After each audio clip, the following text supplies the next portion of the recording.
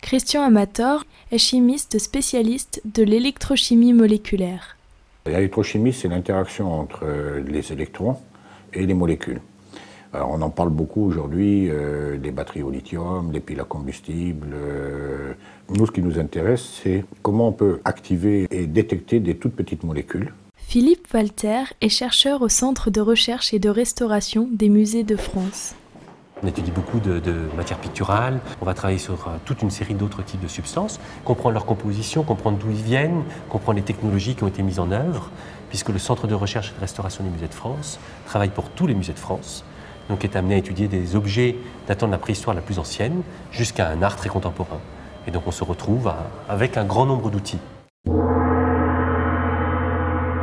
L'histoire qui réunit ces deux chercheurs a commencé il y a plus de 4000 ans en Égypte.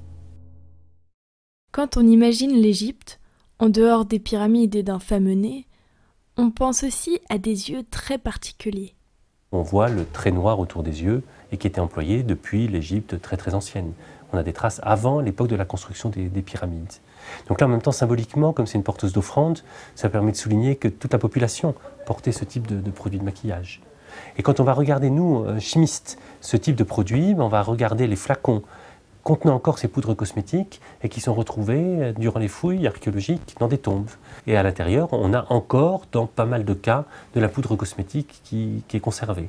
Le laboratoire a analysé le maquillage égyptien et identifié des produits à base de plomb, dont un composé qui n'était pas du tout naturel, la laurionite, dont la fabrication est particulièrement longue et complexe.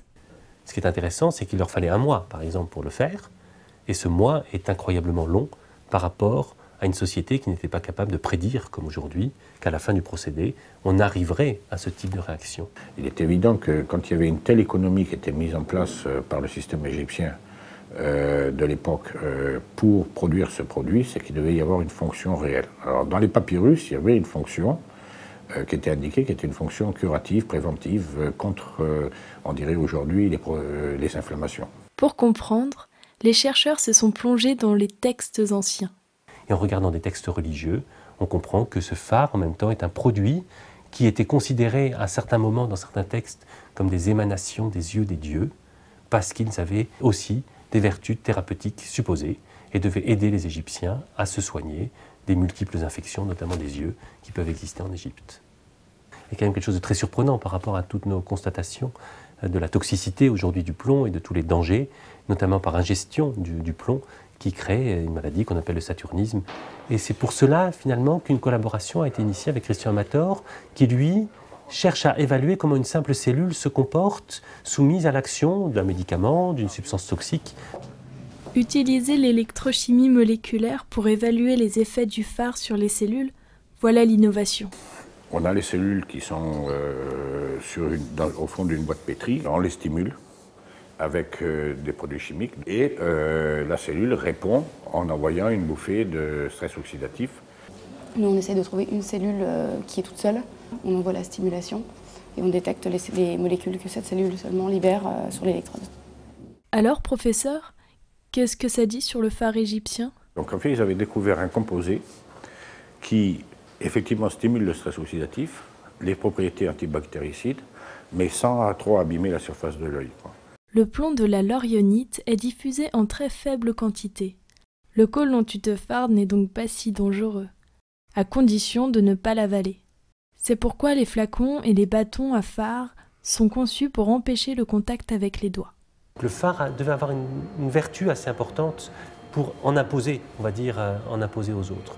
Maintenant, une civilisation égyptienne qui est née au bord du Nil, problème aussi lié au Nil, à la crue du Nil, à la présence de marécages, et puis à la présence du désert, grains de sable qui viennent irriter les yeux, irritation des yeux qui crée des infections.